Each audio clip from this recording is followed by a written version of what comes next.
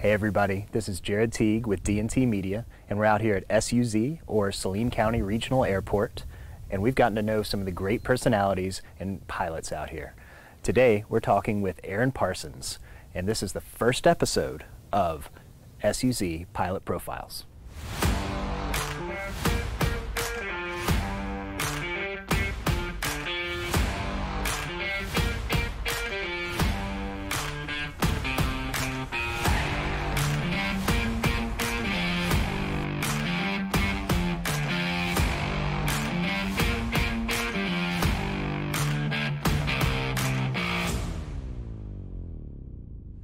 Hi everybody, my name is Aaron Parsons. I live here in Benton, Arkansas.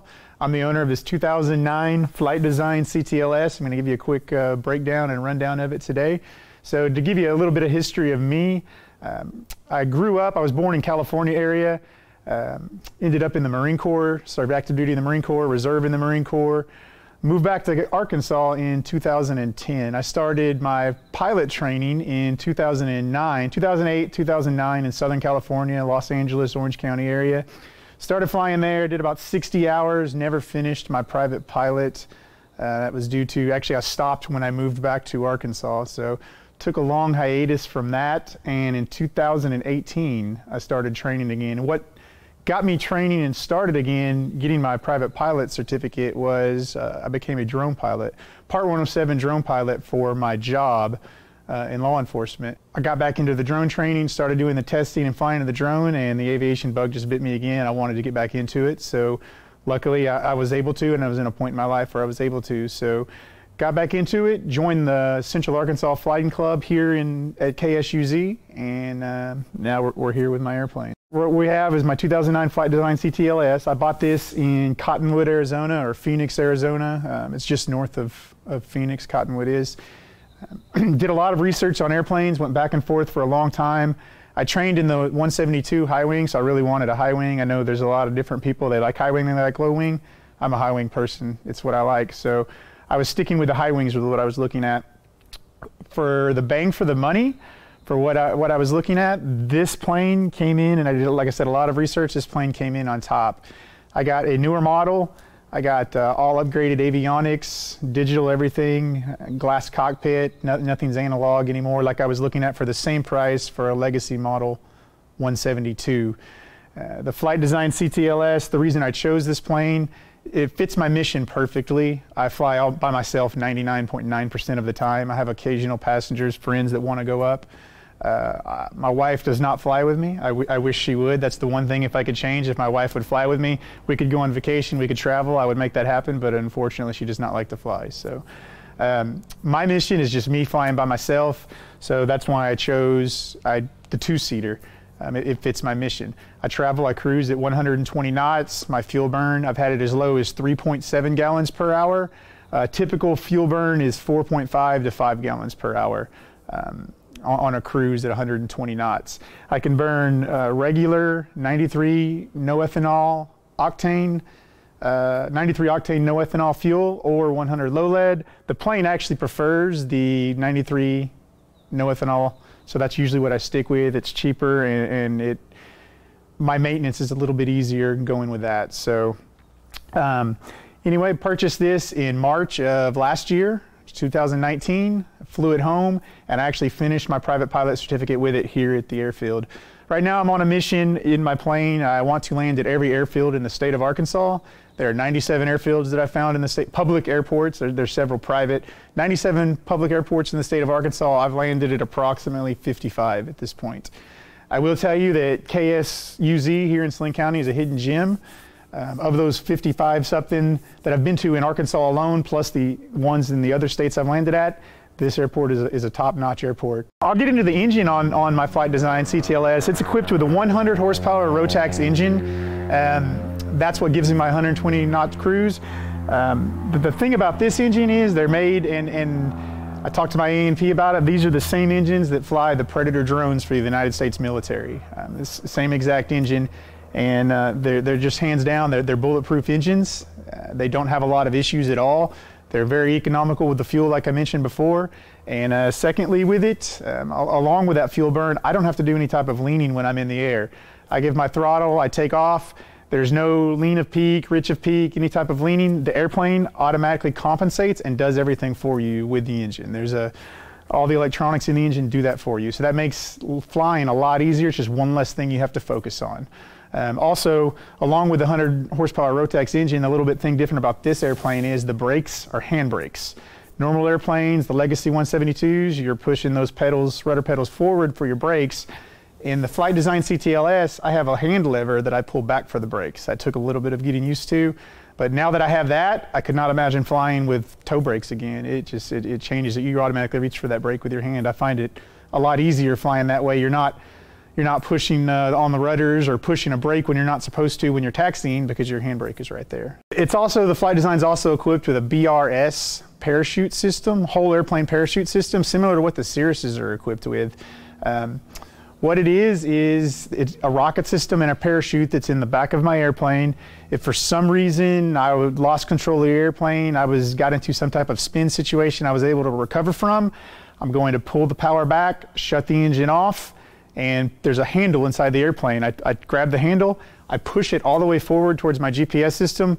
That shoots a rocket out the back of my airplane, drags the parachute out with the rocket, deploys the parachute, and then lowers me safely to the ground. That's another one of the main reasons why I chose the Flight Design CTLS, just that added safety feature. You have it in the back of your mind. You know, if you lose your engine, you can, a lot of the times, glide safely down, have a place to land, but if you're flying in the middle of the night in southern Arkansas and there's nothing but pine trees and you can't see because it's pitch dark and you don't know where you're going to land anyway, just to have that safety in the back of my mind, knowing worst case scenario, I can pull this parachute and drift to the ground. And that's with the BRS parachute system. If you go to their website and look, it shows, and they tout how many lives they have saved. Over 400 lives they have saved with ballistic parachute deployments with that system. Here at Saline County Airport, when I started flying again, doing my flight training, I was flying in the Central Arkansas Flight Club airplanes at the time. I had not purchased my Flight Design yet. I was in the market looking for an airplane, so I knew I was going to purchase one. So I went to the airport manager, Dame Pruitt, here at the airport, and went ahead and got on the list to get a hangar. I knew that the airplane was coming. I wanted to put the cart in front of the horse and get the hangar started, because the type of person I am, I do not want my airplane sitting on the ramp. I do not want my airplane out in the elements. It's just safer and better to have it hangared. So I had a concept in my mind what I wanted to do with my hangar. I wanted to make it a hangout man cave area. I wanted to be able to come to my hangar and when I'm at the airport, enjoy myself. When I go flying, if my wife wanted to hang out in the hangar, I wanted it to be comfortable for her. That was real big for me.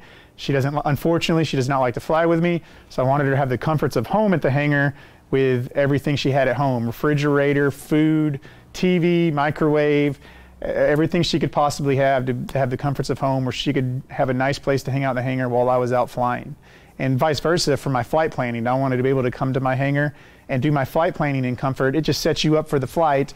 When you're in a nice, comfortable, regulated environment doing your flight planning, you're comfortable and ready for your flight when it gets started. I located a company in Stuttgart that dismantles aircraft that have been retired from major airlines, and they sell off the pieces to other airlines that are in need of the parts. So I contacted that company because I knew I had the thought in my mind of what I wanted to do with my hangar.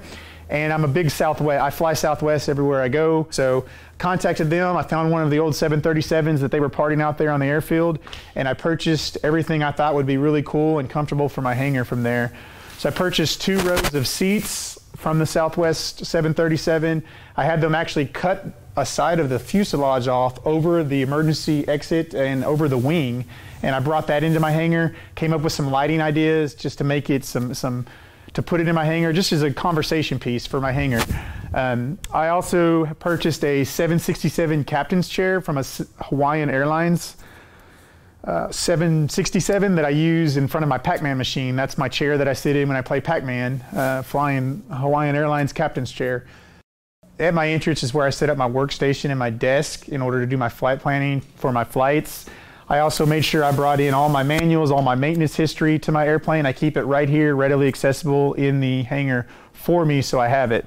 Also just some reference materials and documentation, FAR aim and whatnot that I have in the hangar. In case I need to research something or look something up, I always have it.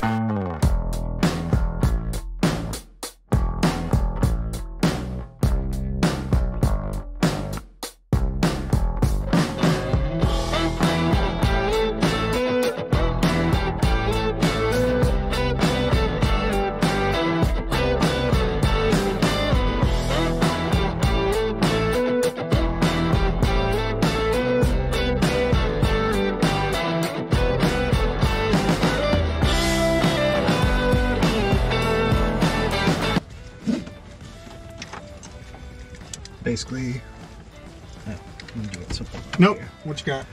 It's so high. Loosen these, Just and loosen that will lower it. Yeah, loosen those top ones. It will lower it to your waist. Okay. And then you tighten your waist first. So on the side here, and then you tighten the top. Sorry, I should have told you that. Oh, no, you're good.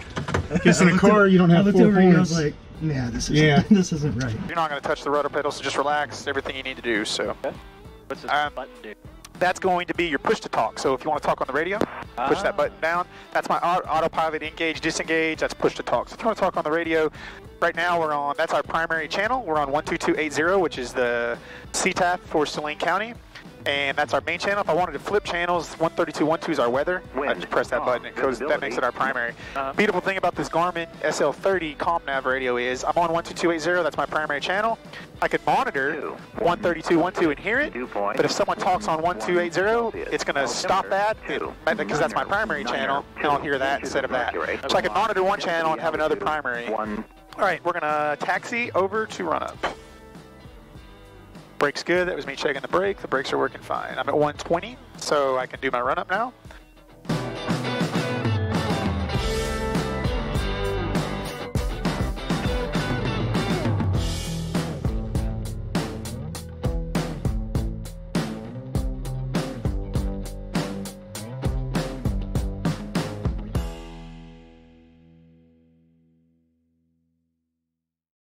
All right, parking brake is on, doors are closed and latched, controls are free and correct. Oil temp is above 120, we're at 142, I'm going to throttle to 4,000. What I'm doing in my run-up is I'm watching my RPM, I'm going to get up to 4,000, I'm checking my gauges to make sure everything is in the green and stays in the green and looks good. This is going to be one of our last chances before we take off to make sure my engine is running properly, which it is. I'm at 4,000 RPM. My ING is good, temp's good, PSI is good, volts, everything's good. Right now I'm burning 5.5 gallons an hour, or 4.7 gallons an hour. That's my fuel PSI, which is pressure, fuel pressure, which is good and in the green. EGTs, exhaust gas temperatures are good, cylinder head temperatures, everything's good in the green. It's a beautiful thing about these avionics is I can see everything, and I just see that it's in the green, I know that it's good. Also, if something's not in the green, my engine alarm lights are going to come on, and that's going to notify me. So if for some reason I'm not paying attention like I'm supposed to, those are going to come on, start flashing, and start making a real loud beeping noise in your ear to let you know, hey, something's wrong. So, all right. Alarm lights are off. Right, we're going to do a mag check, and right, on less than a 300 drop, which is good, and left. A 300 drop, both are good. I'm going to do a carb heat check. That's that carb heat I talked to you about. I'm going to see a drop in my RPM, meaning it's putting warm air into my carburetor. That way, if we came into an icing condition, it would melt that ice.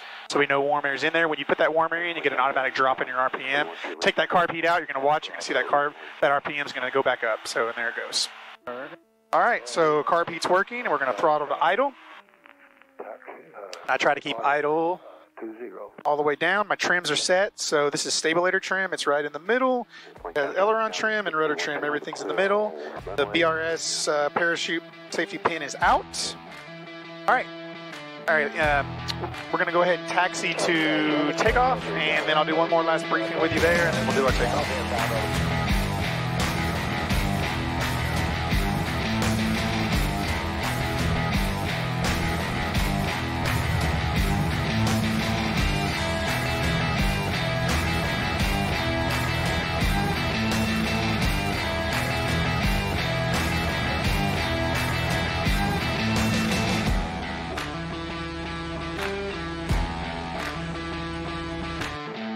All right, takeoff checklist. Flaps 0 or 15. Takeoff. Flaps. Carb heat off, pushed out. Choke off, up. Fuel shut-off valve is up. Lights all on. Lights are all on except for the cockpit light. Transponder on alt. Autopilot is off. Engine alarm lights are off. Gauges are in the green. We're green, green. Everything looks good. Nothing is out of alignment there. All right, emergency procedures. So our field altitude here is approximately 1,400 feet. Anything below 1,400, if we have an engine out, I'm just going to put it down. We're going to land straight ahead.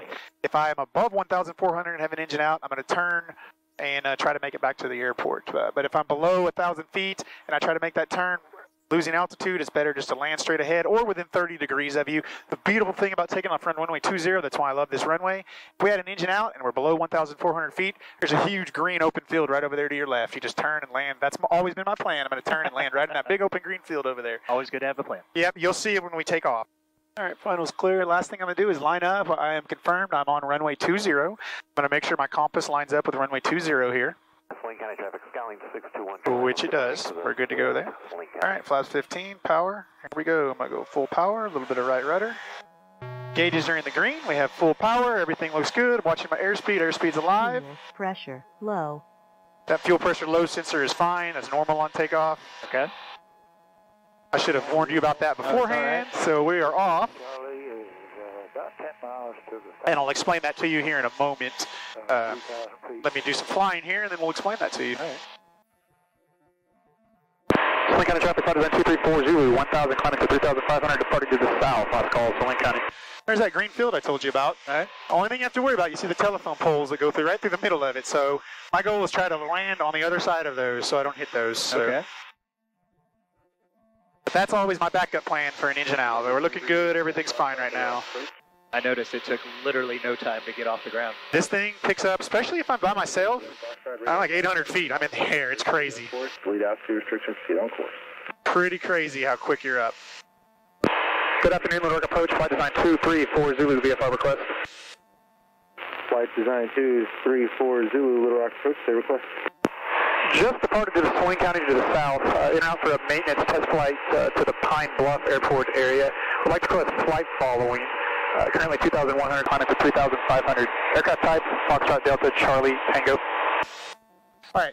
I should have warned you about that engine light because I told you if that comes on, not necessarily. So the fuel pressure, anytime the temperature starts to get warmer, when you go full throttle, that's an issue with the CTLS, and there's a fuel pressure sensor that is in the front of the aircraft. Well, anytime the temperature starts to get warmer, when you go full throttle, for the first probably 2 to 3 seconds, that fuel, it's that first amount of fuel is going through that fuel pressure sensor, and that's what sets that off. But if you notice, after 2 to 3 seconds, it stopped. Okay. So after that first 2 to 3 seconds on the ground, if it doesn't stop, I would abort my takeoff.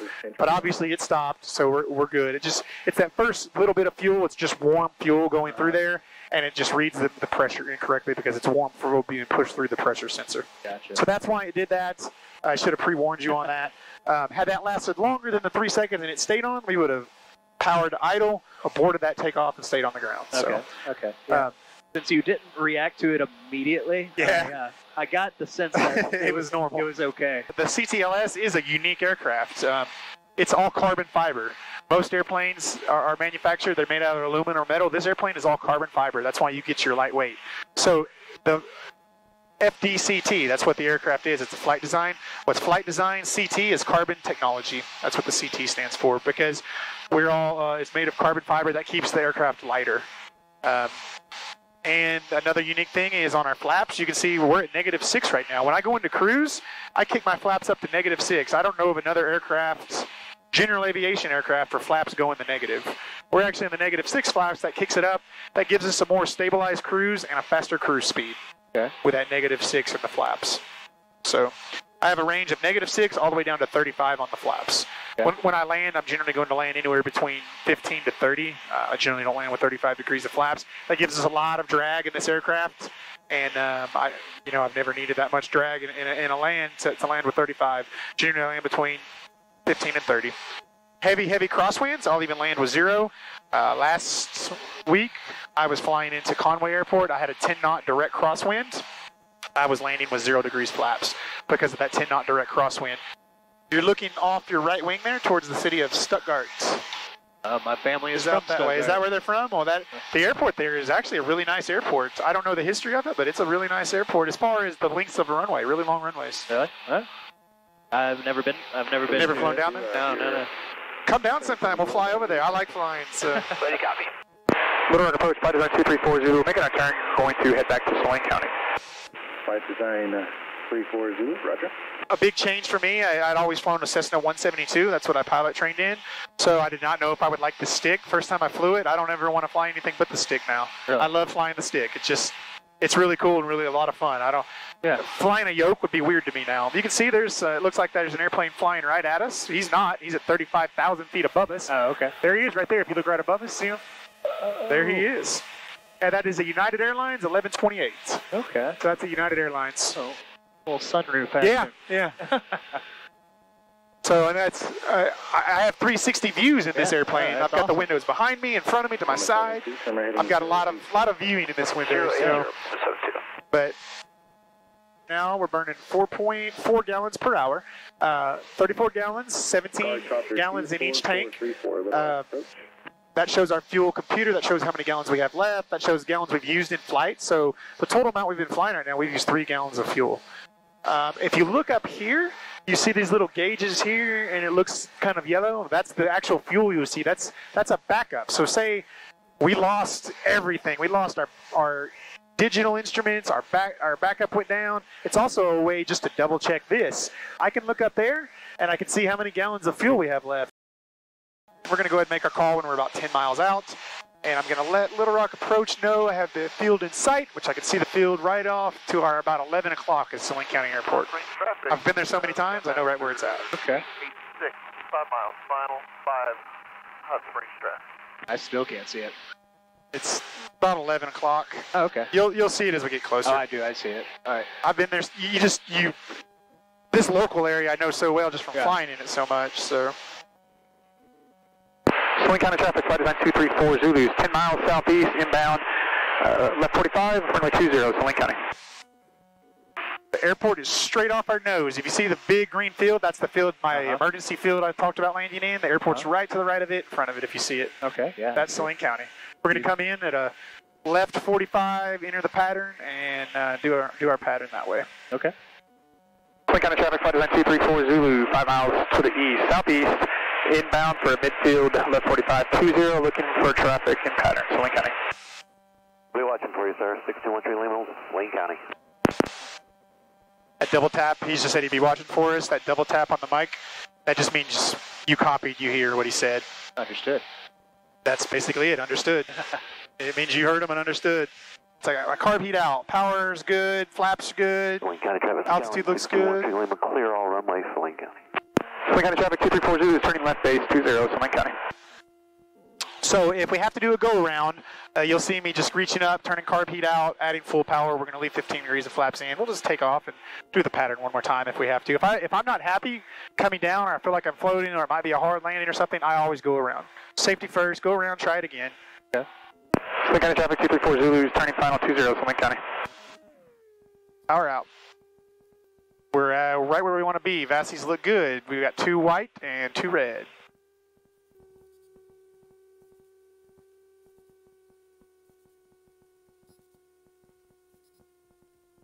And good. Very nice. -6. We're going to try to go off right here. Also have the extra weight in here. It makes the landings a lot. Honestly, especially with this aircraft, the more weight you have, the easier the landings are. Okay. So when I have more weight, my landings are just, you don't, when I say easier, you don't float as much. Yeah. Well, glad I could be of help. Yeah, so bug in here. Let's do this. Let's get some air anyway. Open this door up. Get him out of here. Well, we really enjoyed flying with Aaron today in his CTLS flight design. We hope you enjoyed watching too. If you did, give us a like and a subscribe, and check us out on Facebook and Instagram. From all of us at DNT Media and SUZ, we'll see you next time, and safe flying.